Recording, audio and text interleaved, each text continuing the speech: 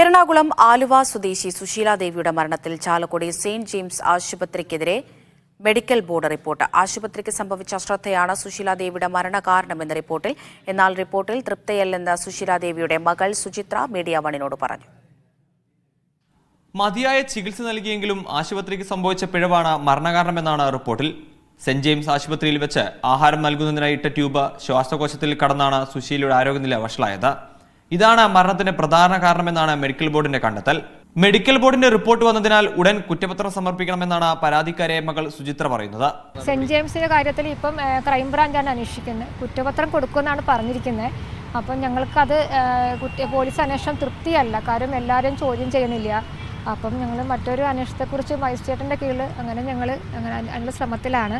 അതേസമയം കളമശ്ശേരി മെഡിക്കൽ കോളേജിന്റെ വീഴ്ചയെക്കുറിച്ച് medical board റിപ്പോർട്ടിൽ പരാമർശമില്ലാത്തതിനെതിരെ കോടതിയെ സമീപിക്കുമെന്നും പരാതിക്കാരി പറഞ്ഞു. കളമശ്ശേരി മെഡിക്കൽ കോളേജിന്റെ കാര്യത്തിൽ ആരോഗ്യവകുപ്പിന്റെ ഒരു അന്വേഷണം നടന്നിട്ടുണ്ട്. ആ റിപ്പോർട്ട് വന്നിട്ടില്ല. പക്ഷേ ഞങ്ങൾ കോടതിയെ സമീപിച്ചിട്ട് സ്റ്റേറ്റ് മെഡിക്കൽ ബോർഡിന്റെ അപ്പെക്സ് ബോർഡുണ്ട് കളമശ്ശേരി മെഡിക്കൽ കോളേജിന്റെ കാര്യത്തിൽ. ഞങ്ങൾ അതിന് പോകാനുള്ള തയ്യാറെടുപ്പിലാണ്. 2022 മാർച്ചിലാണ് സുശീല ദേവി കളമശ്ശേരി മെഡിക്കൽ കോളേജിൽ വെച്ച് മരിക്കുന്നത്. ചാലക്കുടി സെന്റ് ജെയിംസ് ആശുപത്രിയിൽ നിന്നും അതീവ ഗുരുതരാവസ്ഥയിൽ മെഡിക്കൽ കോളേജിൽ എത്തിച്ച സുശീല ദേവി ദിവസങ്ങൾക്കകം മരിക്കുകയായിരുന്നു.